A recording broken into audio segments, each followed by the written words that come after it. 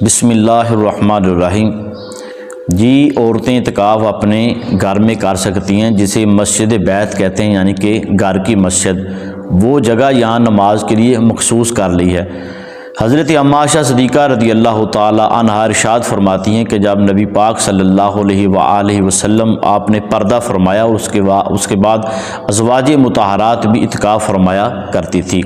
حضرت ام عائشہ صدیقہ رضی اللہ تعالی عنہا ارشاد فرماتی ہیں کہ نبی کریم صلی اللہ علیہ وآلہ وسلم کا فرمان عالی شان ہے کہ جس نے ایمان اور اخلاص کے ساتھ اعتکاف کیا، اللہ تعالیٰ اس کے پچھلے گناہوں کو معاف فرما دیتا ہے۔ تو بڑی سعادت ہے، بڑی فضیلت ہے اعتکاف کرنے کی۔